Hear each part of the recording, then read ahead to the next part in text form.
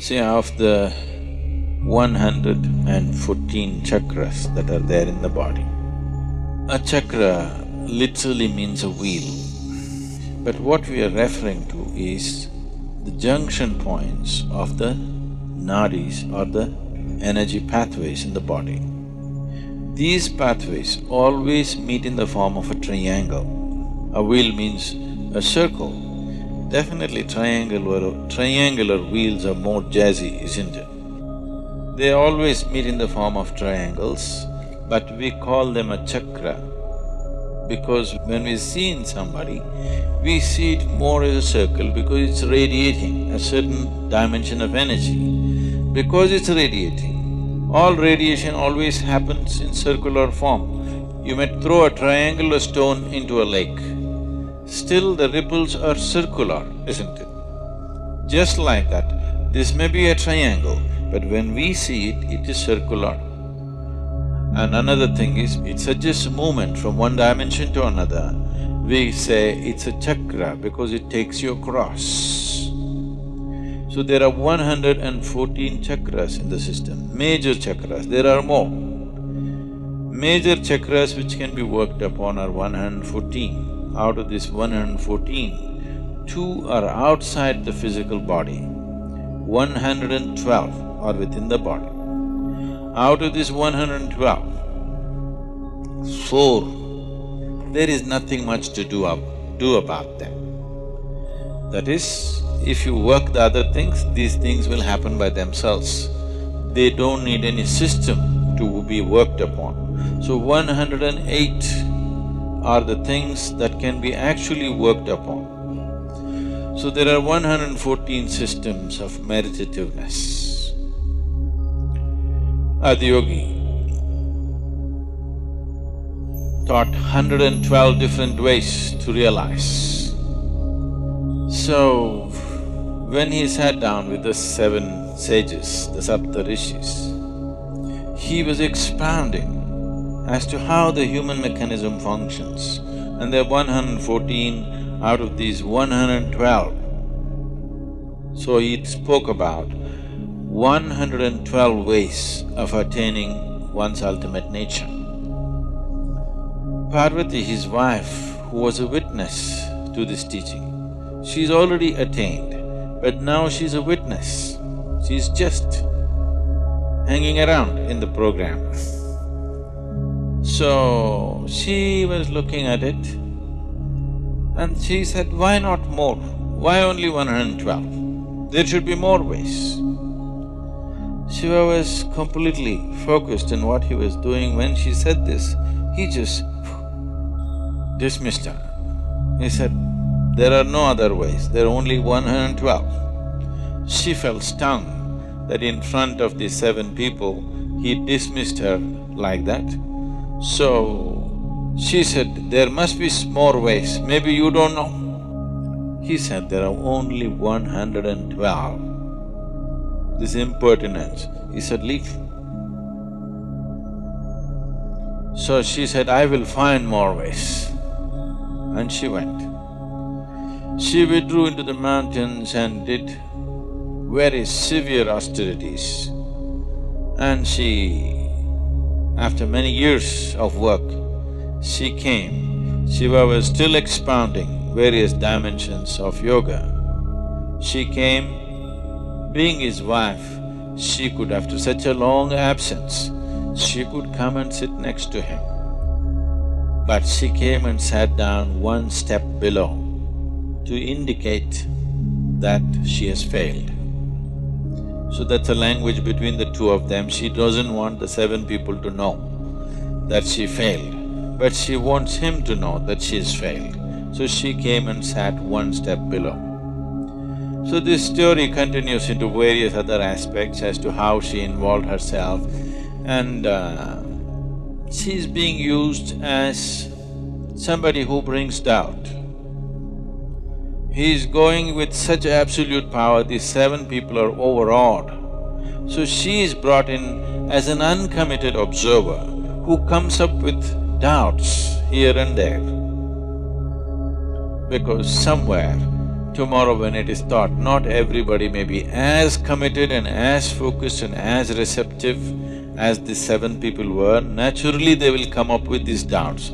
So, she came up with these doubts which normally people would come up with. So these 108 are the things that you can work with. The remaining 4 just flower for you, this bonus. If you work well with 108, the other 4 will happen.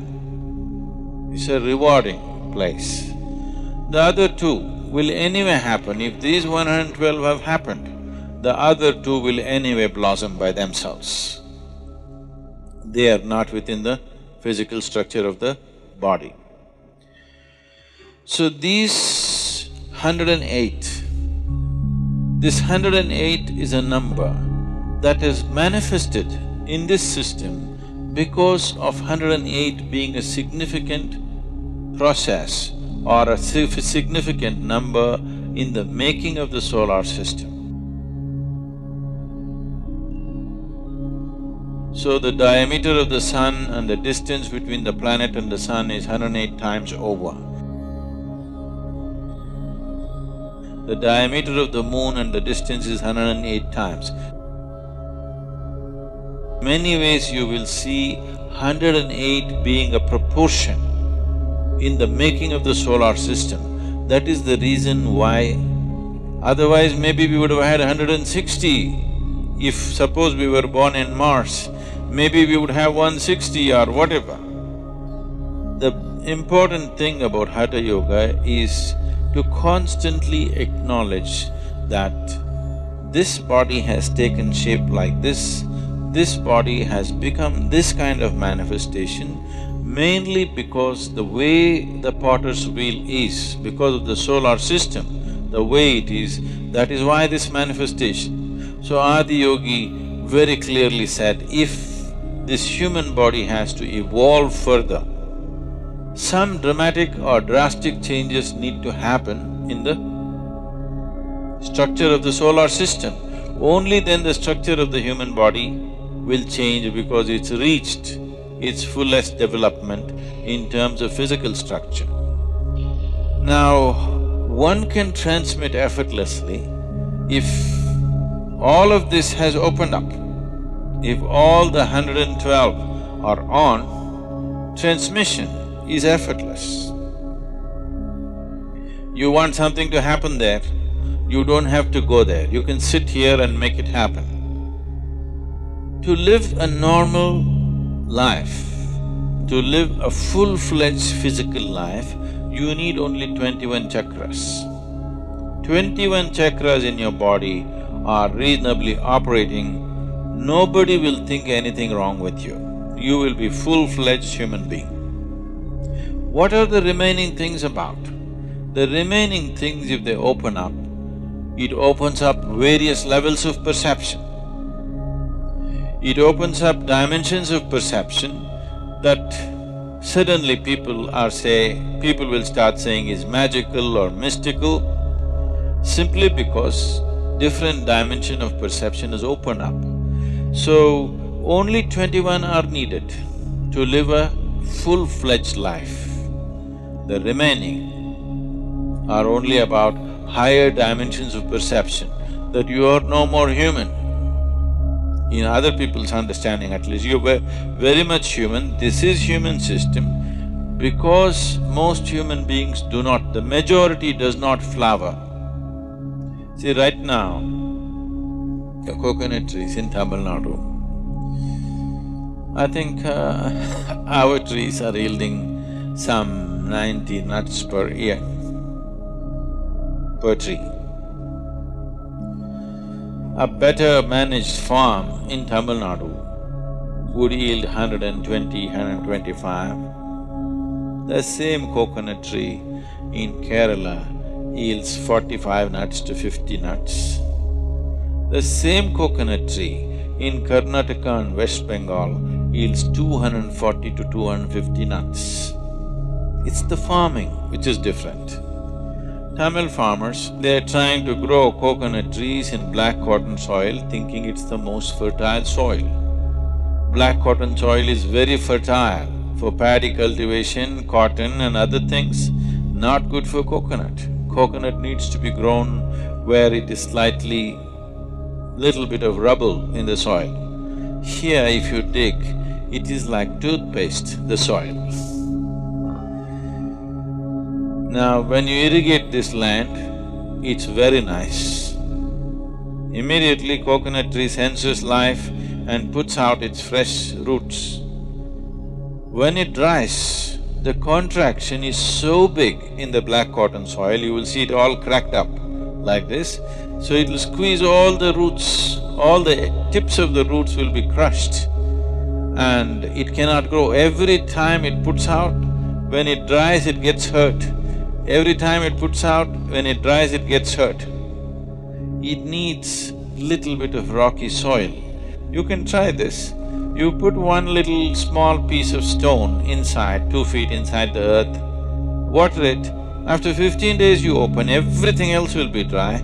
Just beneath the rock, there will be little bit of dampness. So always coconut tree goes and puts its tips of its roots beneath the stones because it knows always it is wet, always that will be damp and it will be protected, it will not be crushed. The same thing with a human being.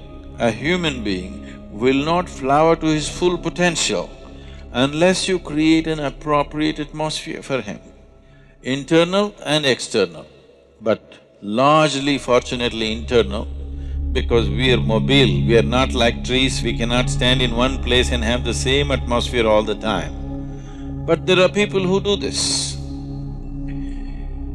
In India, this culture is there, this is called as Kshetra Sannyasa. Kshetra Sannyasa means we will fix a radius. Let's say here we'll fix a radius from the Dhyana Linga. We will say this much is highly energetic. So those who want to just soak in that all the time, they will take a vow that they will never leave this diameter. This radius, they will not leave and go, they will always be in that only. This is a simple intelligence, like a coconut tree, if it decides to trek up the mountain. It does very reasonably well here, but if you put him up the mountain, in one day he will be down. The wind, have you gone up the mountain? If you go to the seventh hill, almost any season, wind will be at least like 50 to 60 kilometers. In the windy season, it'll touch 120 to 140 kilometers per hour. If you stand like this, it'll just throw you out. It's that strong. So if this guy goes and stands there, he won't stand for an hour. So, you better stay here. But the trees are stationary, we are mobile. For us to maintain an external atmosphere which is always conducive is difficult. So some people take this step which is called a Kshetra Sannyasa. They will not move out of that space. They fix a radius and just within that. So, because you want to soak in that external atmosphere, but the internal atmosphere is the most important thing for a human being as to how he keeps his interiority, that he builds this is called a kavacha, that you build a cocoon around yourself, a protective cocoon. Wherever you go, you are in the same atmosphere as far as you are concerned. It's like you get into an airplane, it goes up 35,000 feet. Definitely your body wouldn't last there, but now you're in a cocoon, a pressurized chamber. Because of that, you manage. The same thing with the submarine. You wouldn't manage that pressure in the sea, but because you protected, you manage. So like this, you create a cocoon of energy around yourself. Wherever you go, you are not a part of it, you are in your own cubicle that you're walking with. You carry your own cubicle, you don't get into anybody's space. You carry your own little space wherever you go. Otherwise, you restrict yourself. But the important thing is that all the chakras are on means you can simply transmit anything that you wish. The problem is always of receptivity. In the past I've been saying this, I have initiated more people into meditativeness, those that I have never met and seen, than people that I sit with and conduct programs with. We've conducted programs at the most for a few million people, but we've initiated many more people. They're meditative, but many fools do not know they can meditate. When they sit, not for meditation, they don't even know that they must meditate. If they sit somewhere, their experience of everything is way better than others, but many of them still don't have the brain to understand that they are naturally becoming meditative without any effort.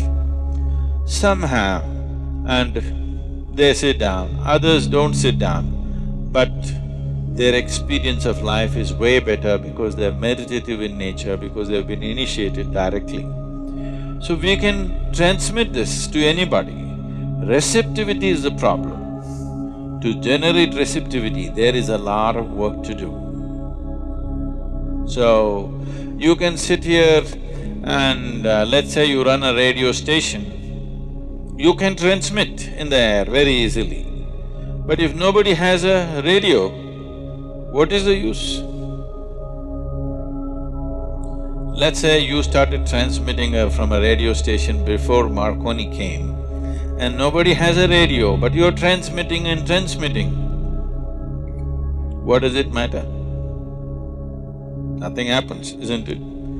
So, that is always there. There is some impact of the transmission on people, even if there is no receptivity. But it does not translate into other dimensions because there is no receptivity. It is easier to transmit to rocks than to human beings. I'm not trying to praise rocks and insult you, but it's easier to transmit to rocks because certain type of rocks have the necessary physical integrity, but they don't have a brain. They don't think themselves out of things. See, the problem with human being is largely he has thought himself out of many natural capabilities that he already had. Aren't people thinking themselves out of their joy? How they were when they were children, haven't they thinking themselves out of their joy and love and natural things that they had? So, human beings are thinking themselves out. Because of that, whatever you give them, they can think themselves out. Today you teach them something, well, you have seen many of you, they come to Bhava Spandana and we blow them out. It's really a hit. Oof, everybody is hit and fantastic and dripping with ecstasy. But after 6 months, they will think themselves out of it. So, not everybody knows how to use their thought in a constructive manner. Largely they're thinking themselves out of their well-being. They were quite well when they were children, they thought themselves out. So thought is not working always for human benefit. Most people do not know how to use it for their well-being. Largely people are using it to work against themselves. If you activate the energy system to its fullest possibility, transmission is natural. You don't even have to go all the way. If you activate 63, you can transmit quite powerfully. That is the symbolism of the Tamil. Tamil culture is based on 63 Nayanmars. They call them 63 sages who came, who transformed Tamil culture in a big way. They brought spirituality to everybody's life. One thing is those 63 people, maybe there were more people, but for the sake of symbolism, they left those people and mentioned only 63. Any temple you go, you will see small images of 63 images, because if you have 63 chakras going, we can say you are a sage, beginning to be, early sage. If you have 84, you have crossed many limits which normally people think are superhuman. If you reach 108, that means you are completely there. 114 or fully on means you and him will be same, no difference. If you become receptive, I don't have to come here and explain things to you, somebody need not teach you how to bend, what to do, nothing. You will know everything about human mechanism, everything,